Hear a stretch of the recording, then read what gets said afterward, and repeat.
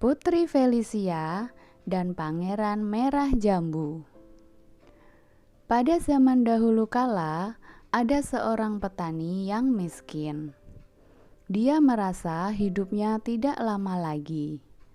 Maka dia memutuskan untuk membagi warisannya kepada kedua anaknya.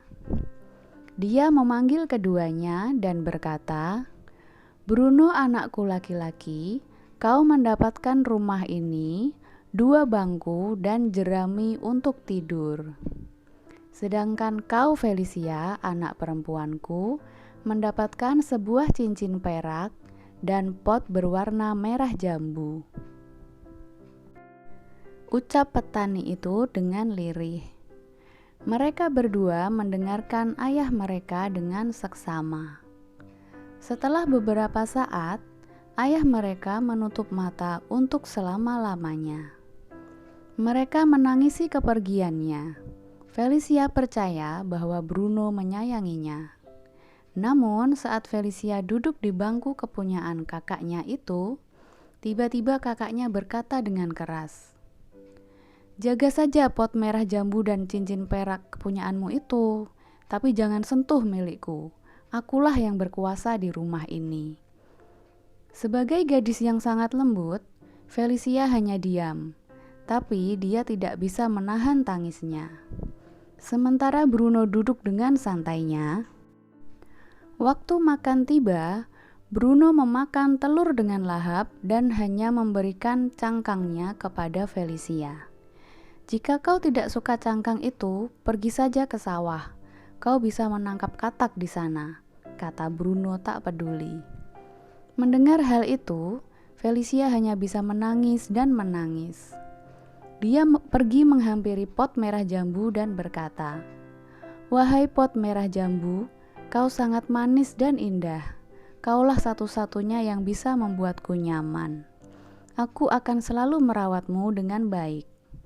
Aku juga tidak akan membiarkan seorang pun yang merusakmu." Felicia menyiram pot merah jambu. Setelah itu, ia pergi keluar, duduk di dekat air mancur, di bawah sinar bulan. Tiba-tiba, ada seorang peri yang naik kereta kencana dengan beberapa pelayan. Peri itu mengenakan gaun yang sangat indah dengan berbagai perhiasan. Felicia kebingungan, tidak tahu apa yang harus dilakukan. Akhirnya, dia hanya diam dan bersembunyi di balik pohon. "Anakku, apa yang kau lakukan?" tanya peri itu. "Apa kau tidak takut dengan perampok?" tanyanya lagi. "Ah peri, gadis miskin sepertiku tidak punya sesuatu untuk dicuri," jawab Felicia. "Jadi kau tidak kaya?" Peri itu melanjutkan pertanyaannya. "Aku sangat miskin, aku hanya punya pot merah jambu dan cincin perak yang diberikan oleh ayahku," jawab Felicia. "Tapi kau punya hati, bagaimana jika seseorang mencurinya?" kata peri. "Aku tidak tahu jika itu terjadi, Ibu Peri, tapi aku dengar seseorang tidak bisa hidup tanpa hati. Dan hati yang rusak juga bisa membuat seseorang mati," kata Felicia dengan ragu-ragu. "Aku senang mendengar jawabanmu, tapi apakah kau sudah makan?" tanya peri itu kepada Felicia. "Ah, saudaraku memakan semua makan malam yang ada," jawab Felicia. Mendengar jawaban Felicia, peri itu memerintahkan pelayannya untuk menyiapkan sebuah meja yang penuh dengan makanan. Namun, rasa lapar Felicia hilang, berganti dengan rasa kekaguman yang sangat luar biasa. "Aku benar-benar ingin tahu apa yang kau lakukan di sini, Felicia," tanya peri itu sekali lagi. "Aku di sini untuk mengambil air dengan botol ini. Aku akan menggunakannya untuk menyirami pot merah jambu," kata Felicia. Seketika, botol yang Felicia genggam berubah menjadi emas, bersinar seperti permata, dan terisi dengan air yang sangat harum melebihi harum bunga mawar. "Sekarang itu semua adalah milikmu, Felicia. Sirami pot merah jambu yang kau punya dengan air itu. Dan aku adalah temanmu," kata sang peri. Felicia memeluk kaki peri, berterima kasih atas semua yang diberikannya. "Ah, Ibu Peri, jika kau mau menunggu sebentar di sini, aku akan mengambil pot merah jambu dan menyerahkannya kepadamu. Pot itu akan dirawat oleh seseorang yang lebih bisa menjaganya," kata Felicia sambil menangis. "Ambillah pot merah jambu itu, aku akan menunggumu di sini," kata peri sambil menepuk pipi Felicia yang lembut. Felicia berlari untuk mengambil pot miliknya, namun dia tidak menemukan apapun, kecuali kubis yang berada di potnya. Saudaranya telah mengambil pot merah jambu miliknya. Felicia tidak tahu harus bagaimana.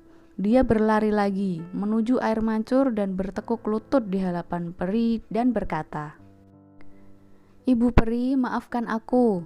Bruno mengambil pot merah jambu, tapi aku masih punya cincin perak sebagai penggantinya. Sebagai ucapan terima kasihku untukmu," kata Felicia dengan sedih. "Tapi Felicia, jika kau memberikan cincinmu, kau tidak akan punya apa-apa lagi," tanya peri kepada Felicia. "Ah, Ibu Peri, tapi aku memilikimu sebagai sahabat," kata Felicia sungguh-sungguh. Peri itu mengenakan cincin pemberian Felicia dan menaiki kereta kencananya. Felicia melihatnya sampai peri benar-benar hilang dari penglihatannya. Felicia pulang, masuk ke dalam kamar dan membuang kubis-kubis itu lewat jendela kamarnya. Tapi tiba-tiba Felicia dikejutkan dengan suara yang entah dari mana. Felicia berpikir kubis tidak akan bisa berbicara. "Oh, aku akan mati," teriak kubis-kubis itu. Felicia melihat keluar jendela, melihat kubis yang malang itu. "Apa yang kau lakukan di sini? Beraninya kau menempati pot kepunyaanku," kata Felicia. "Aku tidak pernah berpikir untuk menempati potmu itu. Tapi jika kau mau menanamku kembali dekat dengan teman-temanku, aku akan memberitahumu sesuatu. Aku tahu di mana pot merah jambumu." Bruno menyembunyikannya di bawah tempat tidurnya. Dengan segera, Felicia menanam kubis itu di tempat semula. Saat hendak masuk rumah, Felicia melihat ayam kepunyaan Bruno dan menangkapnya. "Kau harus menerima penderitaan karena ulah majikanmu," kata Felicia. "Ah, jangan bunuh aku," kata ayam itu. "Aku punya sebuah kabar dan kau akan suka mendengarnya. Jadi begini, kau bukanlah anak dari petani miskin. Kau adalah putri dari seorang ratu. Dia memiliki 6 orang putri. Raja mengancam akan membunuh ibumu jika dia kembali memiliki anak perempuan. Dan kaulah anak itu," cerita ayam itu. Ratu itu meminta bantuan adiknya yang seorang peri. "Peri menukarkanmu dengan anak laki-laki. Peri itu pergi membawamu malam itu. Akhirnya dia menemukan rumah ini dan menyerahkanmu kepada petani miskin. Kau tahu, petani miskin itu adalah aku," kata ayam melanjutkan ceritanya. "Aku tidak bisa menjaga mulutku dan menceritakannya pada tetangga. Peri itu datang lagi dan menyihirku menjadi seekor ayam. Suamiku mengira aku tenggelam setelah lama mencariku dan tidak juga ditemukan. Setelah itu, ada sekitar 25 prajurit yang datang ke sini untuk membunuhmu. Tapi peri itu datang dan mengubah semua prajurit itu menjadi kubis. Kubis yang kau tanam tadi adalah salah satunya." Cerita ayam itu panjang lebar. "Baiklah, setelah mendengar ceritamu, kini aku tahu semuanya. Aku akan membuatmu kembali menjadi dirimu sendiri. Namun, sekarang aku harus mencari pot merah jambu, sesuatu yang sangat aku cintai, melebihi apapun di dunia ini. Terima kasih sudah memberitahuku," ucap Felicia. Bruno pergi ke hutan, tidak pernah berpikir Felicia akan memasuki kamarnya. Felicia mengira akan bisa mengambil pot merah jambu itu dengan mudah.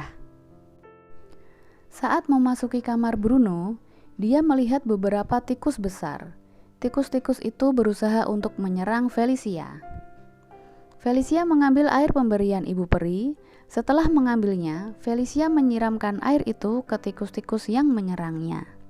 Seketika, tikus itu hilang. Felicia mengambil pot merah jambu yang sudah sangat kehausan. Tanpa diduga, pot merah jambu itu bisa berbicara setelah Felicia menyiraminya dengan air dari Ibu Peri. Oh Felicia, sudah lama aku menantikan saat-saat aku bisa berbicara. Kau tahu, bunga-bunga sangat mencintaimu dan mengagumi kecantikanmu, kata pot merah jambu. Felicia terkejut melihat pot merah jambu yang bisa berbicara. Seketika Felicia berubah pucat dan pingsan. Keesokan harinya, Bruno pulang dan melihat Felicia ada di kamarnya. Bruno menyeretnya dan membawanya keluar. Kemudian mengunci pintunya. Karena hembusan angin, Felicia terbangun. Tiba-tiba saja sudah ada ibu peri di sampingnya. Kau punya kakak yang jahat, haruskah aku menghukumnya? Tanya sang peri. Ah tidak ibu peri, aku tidak marah dengannya, jawab Felicia. Tapi aku kira dia bukan kakakmu, kata sang peri. Dia kakakku, jawab Felicia. Sudahkah kau mendengar cerita bahwa kau seorang putri? Tanya sang peri. Bagaimana aku bisa mempercayai sesuatu yang tidak ada buktinya? Jawab Felicia. Oh anakku, caramu bertutur kata sudah menunjukkan jika kau benar-benar seorang putri, kata ibu peri. Tiba-tiba ada seorang pria yang sangat tampan datang. Dia mengenakan jas berwarna merah jambu, dengan kancing yang terbuat dari batu zamrud. Di kepalanya terdapat mahkota berwarna merah jambu. Dia berlutut dan mencium tangan ibu peri. Ah merah jambu anakku, betapa bahagianya melihatmu kembali ke wujudmu yang semula berkat bantuan Felicia, kata ibu peri. Sudah lama aku mencintaimu Felicia, namun keadaanku tidak memungkinkan untuk mengatakannya kepadamu. Kini aku bisa mengatakannya padamu, betapa aku sangat mencintaimu Felicia, kata Pangeran Merah Jambu sambil menggenggam tangan Felicia. Sang peri tidak sabar untuk merubah penampilan Felicia. Peri mendandani Felicia dengan gaun yang sangat menawan, lengkap dengan perhiasan yang berkilauan. Kini Felicia terlihat cantik sempurna. Setelah itu mereka semua pergi ke rumah Felicia. Saat Bruno pulang ke rumah, ia tidak mempercayai apa yang dilihatnya. Namun Felicia menyapanya dengan ramah. Felicia meminta peri untuk mengasihani Bruno.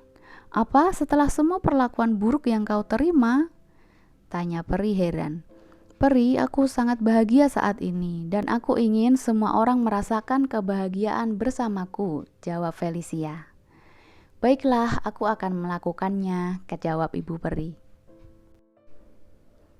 Peri menjadikan rumah kecil itu menjadi istana yang menakjubkan dan penuh dengan perhiasan.